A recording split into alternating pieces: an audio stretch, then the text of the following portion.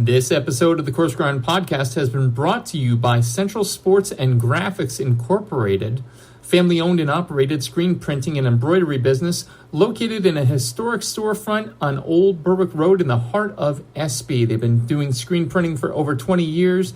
They have high-quality product at a low price. Be sure to check them out. Central Sports and Graphics Incorporated, 570-784-1212. Now, on to the show.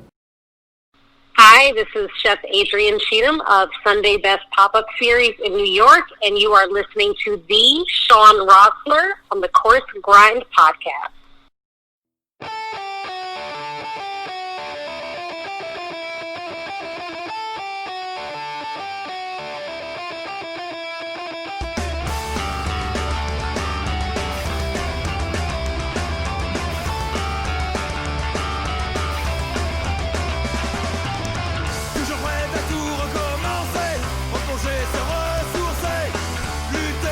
Ladies and gentlemen, welcome back. This is episode number 134. Jesus, I can't count that high of the Coarse Grind podcast with you again this evening.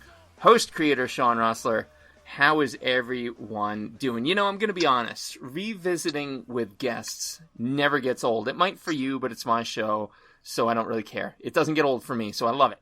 This show has enough mileage and years on it now that it can almost be like a class reunion of sorts, with some all has pretty much remained the same. Others, it's a complete 180. But then there's tonight's guest who, like some sage atop a mountain, predicted what she wanted to do and where she wanted to be and got there. Good Lord, if we should all be so lucky. Originally aligned with a distillery in and around Sonoma, tonight's guest was never really about the hard stuff, gravitating, as one would expect of a Californian, to the vine, gradually immersing herself in the wine industry, both local and across Australasia. The finished product, aged if you will, is an expertise few possess. Ever important, but now more so than ever. It should be mentioned that she's a woman of color, in a painfully representation-lacking area and profession. And this adds to not only the success, but her mission in front of her. I knew from the moment we first spoke that she would be an incredible interview, and if you want to go back, it's episode 58, I would recommend it. But now 3 years later and about 80 episodes or so later, with an even more established voice and persona, and one of immense importance, especially today, it's going to be beyond an honor and privilege to connect with her again. So without further ado, ladies and gentlemen, and everyone in between, the General Manager of Zotovich Winery and Vineyards, deep in the heart of Lompoc, Simonne Mitchelson. Simonne, what's going on? Hey, Sean. Thanks for having me. Of course. The second go around, we started with the hard stuff. We're going to the wine. And I know that was a place you wanted to go to. And again, for folks who missed her the first time, like, such a cool story, and I can only imagine what's occurred since then, which, like, is what compels me to do these re-ups, because obviously you've changed your landscape, not entirely, but significantly, so it's going to be great just to hear about everything that's going on with you, so we cannot wait to dig in with you. Folks new to the show, folks with terrible short-term memories like myself, starters, mains, afters, we're going to start with some background information about the guest in question. We're going to transition into what they're doing today, what their 5-year plan maybe looks like. And finally, afters, again, a little bit more irreverent, a little bit more off the cuff, but no one's been injured in 133 episodes. So without further ado, Simonne, let's give everybody a little bit of the rewind. We won't dig as deep into the past. Again, if you want to, episode 58, you want to get the backstory, but let's do some basic housekeeping here. Tell the listeners where and what you grew up eating. So, I will just let you know, Sean, Don't feel bad. My name is pronounced Simonne. God, I suck at life. I am the worst. And now I'm looking at it. Friends from back home, they've still never gotten it, and I've known them for 20 years. I am going to own that so completely, because I used to get mail for Sharon, and now I apologize profusely. Profusely. Okay. Well, to get back to your question, I grew up in a South African household. That's where my family immigrated from. That's where I was born. So I grew up eating a lot of traditional food. There's really heavy Indian influence in South Africa, so curry is a staple. Our favorite was always chicken curry with peas. And whenever my grandmothers were over from South Africa, we would make homemade roti, which is essentially like a tortilla, I guess is the easiest thing to compare it to, but a lot of butter, so it's nice and flaky. And Nice. yeah, it takes a little bit to make, but it's an all-day endeavor, and it's an endeavor of love, for sure. That's fantastic. And such a rich, you can hear it. And you know, five and a half years later, you know, everybody who talks of that childhood, especially if they had one that was culinarily rich, the passion is immediately evident. And I mean, clearly that was around you. Like, food was not just a dull experience to be suffered through. Like, this was joy, this was love in and around your family. Fair statement?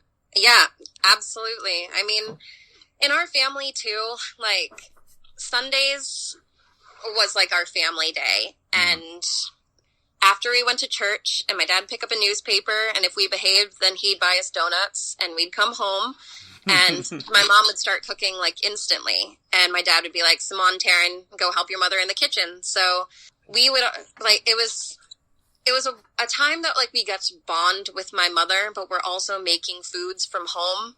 And it's something my dad has always said, that you can taste if there's not love in the food.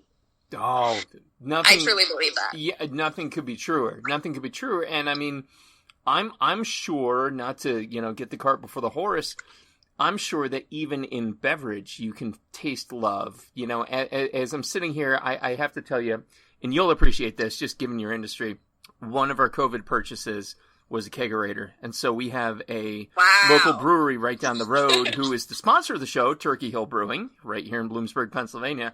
And I get a sextal from them, you know, every month or so. And the love that you can taste even in a beverage, and I'm certain even in a wine, but definitely that home food, that with hands touching it, it comes true. Your dad's spot on. I mean, you just can't. So let's talk about the family member or members then that really kind of influenced you, because, you know, even though you're in wine, you know, food and drink go together. And I think it's a direction that you get pointed in, probably from a young age without realizing it. Who was the biggest influence to you from a culinary or libation perspective?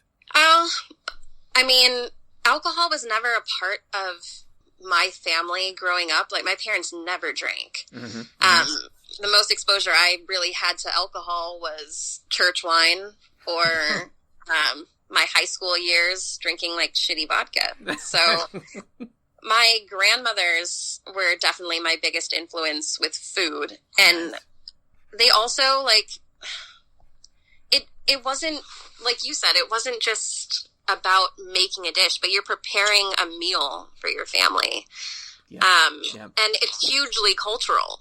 So for me, like, I didn't get to talk a lot about South Africa with my parents. They didn't really want to discuss their history there. But with my grandmothers, that was our time together. We'd be in the kitchen. We'd be making roti. They'd be talking about South Africa to me and the homeland. And you're right. Maybe it was instilled in me in a young age, and I never really realized it. But that is really what wine is to me now. It's culture. Yeah, and it's so, as I look up on my wall, my little cubbyhole of a studio, I have this wonderful art piece of Bourdain, and, you know, he was truly, I think, the godfather of, like, sociology in food. You know, he didn't just view it as this flat topic, that it is what we taste, the 5, maybe 6 senses of the tongue, you know, that it was a history book. It was a world cultures book. It was a literature book. You know, recipes are almost literature for cultures. And so, yeah, I think, you know, what a great way to come up and to learn about a heritage that is so, I'm sure, like, rich and deep.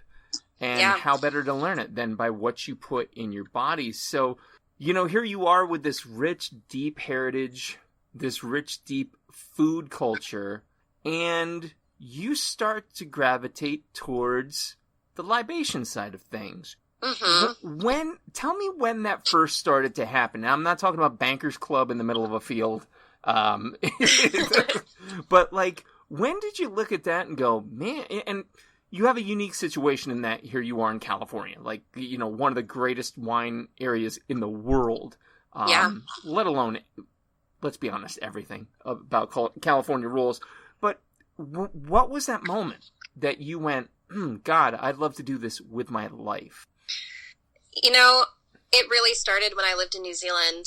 I moved to New Zealand when I was 17, and I got involved in the hospitality industry because I needed a job while I was at college. You know, it's not a unique story. Yep. But I loved hospitality. Like, I loved it. I loved the bustle. I loved how hysterical it was. I loved how crazy it was. And I worked with a really amazing team. And I was lucky enough to have a couple mentors in the hospitality industry who kind of forced wine on me. Like, the drinking age in New Zealand's 18. So they're like, all right, well, we're going to try these Pinots from Central Otago, and we'll compare them with these Pinots from Martinborough. Nice. We're going to try this Shiraz from Barossa and compare it with this one from McLaren Vale. And that was really my introduction to wine, because prior I knew nothing, like literally nothing. I didn't know what a champagne flute was. I had no idea. And we got to match wines as part of our job for the guests. And that was something that I really loved to do. So I remember receiving recognition for a pairing that I did that, it was a New Zealand Gewürztraminer from Hawke's Bay. And I paired it with roasted beetroot, goat's cheese, balsamic walnuts, in appetizer salad. And one of my coworkers who was training to be a somm at the time, senior waiter, he was just like, I would have never thought of that. And I just kind of patted myself on the back and was just like, you know, maybe I'm not bad at this. And the executive chef at the time, I did a chef's table with him, and he's the one who was just like, you know, you seem to be really passionate about this. And I was like, am I? Like, I don't even know what I'm passionate about. Sure. And he was just like, well, maybe you should consider doing a harvest. And a distributor that we worked with, who I was very close to, he was the one who was just like, he gave me the last push. It's like, you know, you love wine is something that you would consider. Anyone, you can get a job working as an intern anywhere. Nice. Yeah. So from then I knew a couple winemakers that came into the restaurant, and one of them came in with his general manager, and I reached out to him and was like, hey, David, I don't have any experience. I want a job. I will work for free. And zero chance he was turning free labor down. So. You're not going to find 5 more beautiful words if you're running anything. I will work for free. No shit. When do you start? Like, yeah, for sure. Yeah, exactly. Like, they were sweet enough. They did pay, for my commute. I had to take a ferry from Auckland Harbor to Waiheke Island. So I went back and forth every day. I lived on the mainland and traveled to Waiheke, and I got to work with the head winemaker, Martin Pickering. The vineyard was called Stony Ridge. And it was just me, him, and his assistant winemaker. And I was really there doing punch down and sanitation, which is basically all harvest is. And I loved it. I had no idea about process. I had no idea about fermentation. I could write tasting notes for you for days. Right. But when it came to the process, it was a completely different ballgame. And yeah, that was really like the catalyst. But see, that's so cool that, you know, you had a somm say, I would have never thought to do that. And that just speaks to how unique everybody's individual approach is to the palate, to taste, to flavor profiles. You know, one of the biggest things, and I feel like we talked about this before, but here in Pennsylvania, here in the old country, when I was coming up, you could only get wine in a liquor store. Like, it's state run and, you know, all this. And my dad was a manager, and he's retired out of the system, so we can break this news now. I used to work with him over the holidays, and then his colleague in the next store over would have his wife work with him, but on paper they'd say I was working with this other guy, and the wife was working with my dad. So anyway, you know, I came up knowing wine, you know, from that perspective that red goes with red, white goes with white. No exceptions, you know, the little pamphlet that you got from the state, that's what it said. And I remember my dad taking it and basically crumpling it up and throwing it out.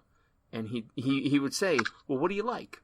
And he would actually, and this is before it was cool, man. This is like 90, when was I working with? 95, 96. He'd be like, okay. So tell me about what you like. Do you like sweet? Do you like dry? Do you like things more, you know? And he would ask really intelligent, insightful questions, which is crazy because, like, he eats his steak well done and not with ketchup. But, like, you know, you wouldn't think he'd have that kind of insight. But, you know, wine, food, all of this, it's such a unique personal experience. And, you know, I'd like to think that experience right there, pairing that, had to have pushed you forward in such a positive way. Like, had to have made you feel so accomplished. To have a future Somm, which is like the pinnacle of wine, at least with regards to pairing, give you that nod. And so from 17 to now, you know, we're at the point, we don't mention ages. We don't need to do that. We don't need to be that negative. You know, here you are now as a general manager of a very successful winery in Lompoc, which is freaking amazing. Just an incredible area. I think it was the second area we went to when we landed. We went to Buellton, then we went to Lompoc, and then we drove up the road to Sonoma. Very cool. Which, total aside, Steve Arrowwood from Monomar, I don't know if you heard that he passed away. Like, what a loss. I did. I really love Steve. He was a really amazing person. Yeah, he was phenomenal. Great guest on the show. I mean, just insightful. And his family reached out and they said, you know, thank you for making this episode. We can hear his voice again. And I'm like, whoa, all right. And I went in the corner and cried like a baby because I do that. But, you know, Lompoc, this industry, California wine scene in general, here you are, general manager showing up. And yet I have to imagine, given the way that things are progressing, and I feel like we're kind of progressing a little bit culturally, you've got to be wanting more from the industry. Talk to me about representation in the wine industry in general, and then, I mean, we can narrow it down into California, however, like, finite a view you want to get to. But, like, I'm interested to know your feelings on that. Yeah, I mean, it's nothing new. I've been talking about lack of representation for a long time in the wine industry and hospitality. Sure. And levels of management, but also just in general. This area is not unique. It is it's very normalized. It's the usual that the wine industry is predominantly white. I wrote an open letter with a friend of mine, Justin, who works in the wine industry as well. And it was addressing lack of representation and also how wineries, their lack of call to action after George Floyd died. Industries were speaking out across the board, but our industry, where we should feel protected and we should feel uplifted, and we received nothing. And we were angry. I mean, we were angry for a lot of reasons, but we wrote it down and we sent it out. And we got responses, and it seemed to kind of fade out after a little bit. We got people acknowledging what we were talking about, saying, yes, this is a problem, with no action. So at the end of the day, nothing's going to change. Identification with no action is inaction in its purest form. 100%. There's nothing, you know, I was speaking with, I know that we were trying to do schedule origami with Justin Sutherland, and that didn't work out, but, you know, we managed to land it. And, you know, the same topic, the same sentiment came up. It's like, it's not just enough to pull the sheet back and say, hey, look, here's something, and then put the sheet back down. Like, that doesn't cause change. What causes change is education, is, you know, in today's day and age, there is quite literally no excuse for anyone to utter the following words. Oh, I didn't know that. Absolutely. You're lazy. Yeah. You're fucking lazy.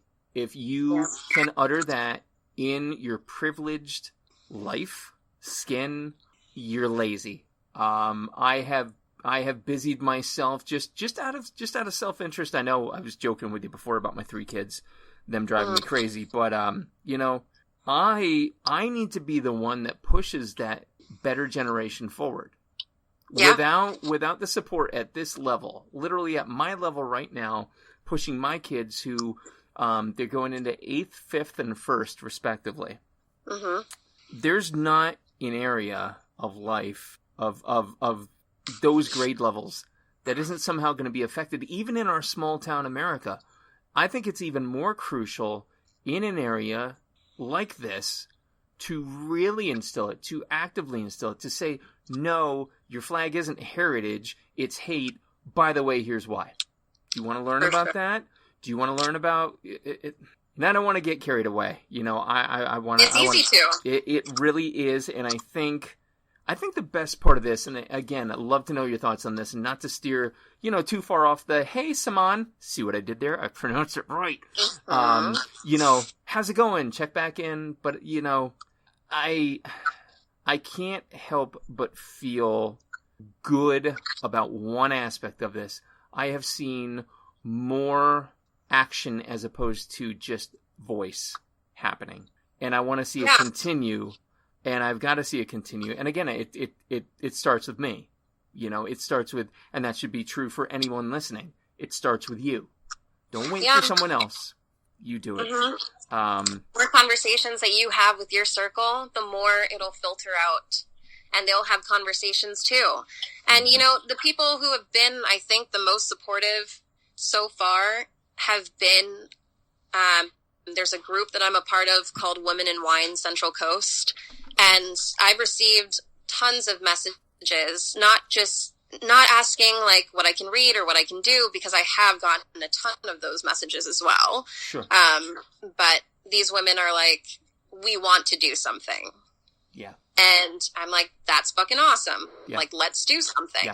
So right now I'm working on a program that I wanted to pitch to universities closest to me. The biggest ag school in the area, agriculture school, Cal Poly, has one of the best enology, viticulture, wine business programs in the Central Coast.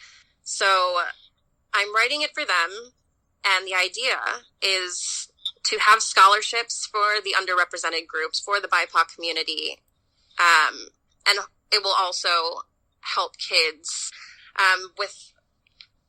see that they can go there as well. Yeah.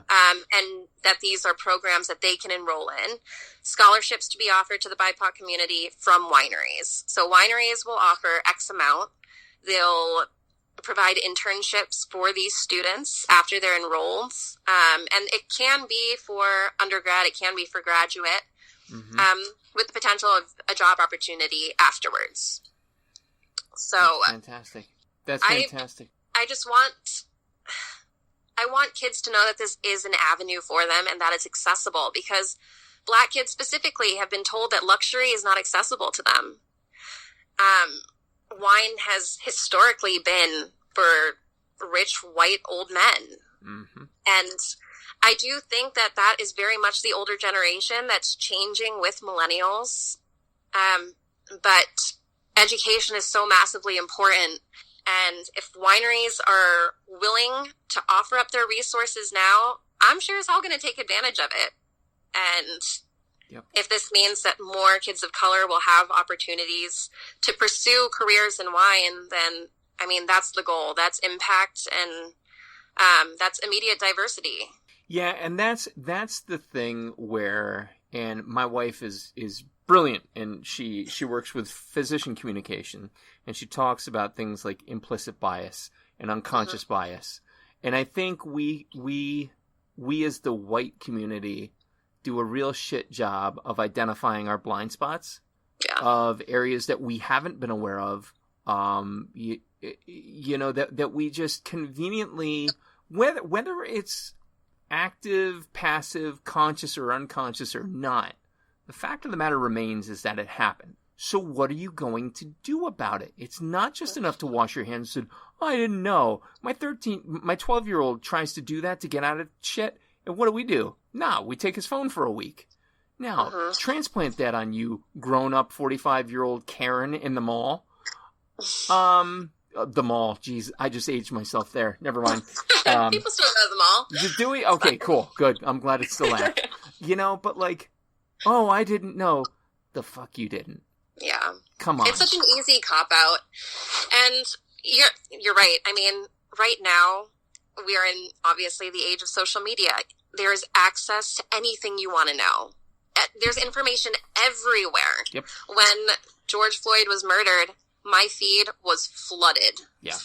Like, absolutely flooded. It was an absolute tragedy, but then this beautiful thing has come from it that more people than ever are recognizing their privilege. White privilege is being talked about. White fragility is being talked about. Yeah. I still hear that people who are trying to dust their hands of it and being like, well, this is not my responsibility. I didn't cause this problem. You may not have caused this problem, but it sure as hell is your responsibility to make sure that people are treated fairly with human rights. Exactly. It's something that all of us need to fight for. Exactly. And just as a follow-up point to that, because this is one I've heard in this area of extreme low melanin concentration. Let's put it that way. Here's the thing. Oh, well, George Floyd was a criminal. Okay, fair. Here's fact, though. No, he shouldn't be elevated to some kind of deification, but 8 minutes and 43 seconds, I implore anyone who hasn't watched it yet, watch the Dave Chappelle live bit that he did on 843. I think they actually titled it that, 843. And it was disturbing, harrowing. He got a couple laughs, because that's what he does, but it left me shaken. I was not okay after it. I needed to sit and I really needed to dissect. And it's not about that. So, for everybody saying, oh, well, you're deifying a criminal. True, he committed a crime. But if you put crime next to crime, if you put similar offense next to similar offense, and you simply change skin color, the outcome is drastically different. If you don't like that, you don't like fact. Yeah, and it's not even about deification. No one is making George Floyd a god. No. The thing is, we are recognizing his humanity. Exactly. That is, the whole point is that he was a human being that was treated like an animal. And the fact that that's still happening, daily, Elijah McClain 2 weeks ago, in Introvert, he was not harming anyone, and still 3 cops to 1 man who was 140 pounds. He was not a threat. It's an argument for humanity. Exactly. We're not glorifying his crimes. Exactly. That's not the point. No one is glorifying a criminal. No. All we're saying is that he is a human, that we are human, and that people should not have to worry about their skin color being the reason why they are murdered in the street. Exactly. Precisely. I couldn't say it better. So we got a little down the rabbit hole there, and I'm glad we did, because again, these are the conversations that I'm going to learn from personally, and I encourage everyone listening, do the same. Reach out, start a conversation, breach the difficult subject. Maybe not in Applebee's, but let's be honest. Are you going to have a good conversation about race in Applebee's? Probably not. But, I'm just saying, make the effort. Trust me, the effort's going to be appreciated. So to take it back a little bit, though, to the culture and, representation in wine, you brought up, those college programs, making people aware that they're available. I feel like personally, just because, I know what I know of you, you're going to be a friggin' lightning rod in that landscape. And I really sincerely hope you are, and hope you continue to be. I appreciate that. Because, you're just, the perspective that you bring, and I knew, you know, as soon as I started to look at this landscape, I'm like, damn, you know, I first of all, I wonder how she's doing. Then you're like, yo, I'm a GM of a winery, and by the way, representation sucks. I'm like, that needs to be a talk right now. And I have a feeling you'll continue that talk long after some would say, oh, it's all good now, it's equal. I think you're going to continue pushing that. Well, Sean, the thing is, I have to, because I am a woman of color, and people, like, the thing is, and I've seen multiple stories about how underrepresented females are in this industry. Mm-hmm. It is talked about that, you know, still the majority, I think the percentage of female-owned wineries in California is something around 4%. And is that it? 4%. Black women, there's no number. It's not quantified, but I think it's fair to assume that it's probably a fraction of a fraction. So it's literally my life working in this industry. It's not something that I get to just forget about next week. It's something that I'm confronted with regularly. And now there is momentum to keep going. Mm-hmm. And I am very grateful for that. And I am grateful for the people that I have met in the past few weeks and the organization that I've gotten to work with. And especially meeting the woman who I wrote the open letter with, Justin. She is an incredible force. She's the assistant winemaker at Lumen Wines. We become really close, really fast. We've only met each other once prior to writing the letter. Nice. And that was at a women winemakers event in Santa Barbara. So, Santa Barbara County, sorry. Sure. But we talked for like 3 minutes, and I started following her on social media, and I started writing this letter, and I sent her a message being like, hey, I'm writing this open letter to the wine industry. Would you consider like being a part of it with me? And she was like, yeah, no brainer, easy, send it. And I was like, okay, cool, let's do it. So awesome. That is so awesome. You know, and again, again, from a position of, I don't have to conceive it. You know, I became so focused on race as a topic here that gender slipped by. And, you know, you work with both, and you do it with grace and just poise and just, God damn. I mean, you're simply amazing. I'm gonna say that. I'm gonna just level it out like that. You know, I think lesser humans would be deterred, detracted, and just put off. But you just, man, yeah, it is truly, truly an honor to know you and to hear your story. Honestly.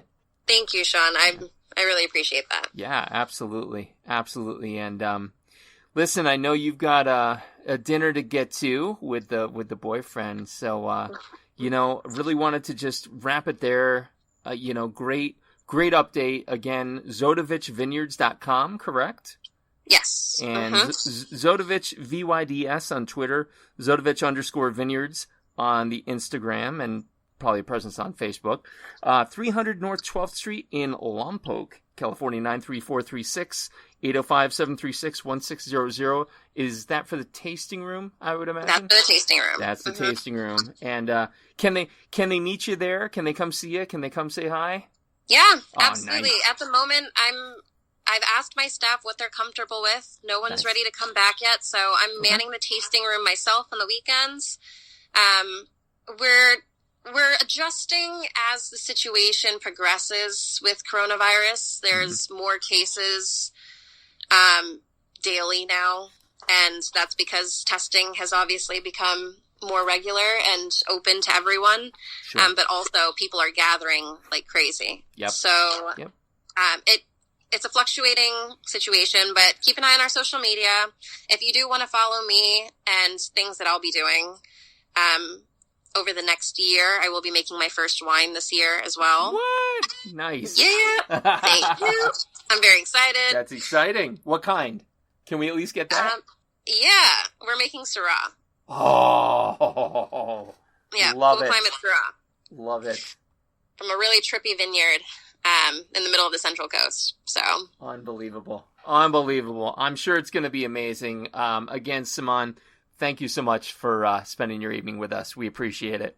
Absolutely. Thank you again for having me. Absolutely. I really appreciate it. For sure. Ladies and gentlemen, this has been episode number 134 of the Coarse Grind Podcast. With us this evening, the powerhouse of the California wine scene in Lompoc for Zotovich Vineyards, Simonne Mitchelson. Our producer, as always, this evening has been Johnny Leland Robinson, a.k.a. the Reverend Johnny Lamoria. Be sure to check out all his libertarian happenings in Honesdale, as well as his Cinematic Pig's Feet podcast. Next episode is going to be the big 135. Stay tuned.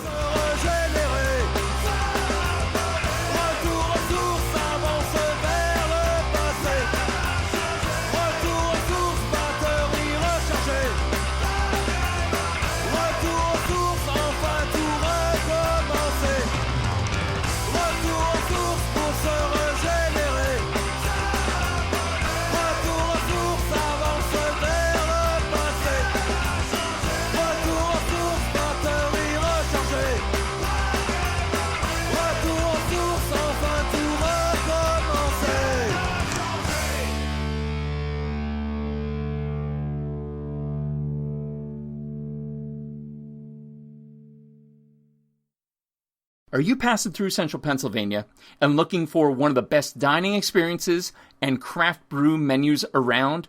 Look no further. Turkey Hill Brewing Company and 991 Central Road in Bloomsburg, PA has everything you could ask for and then some. Service, food, beer together. Unbelievable. Be sure to check them out. Call them today for reservations. 570-387-8422. Call today.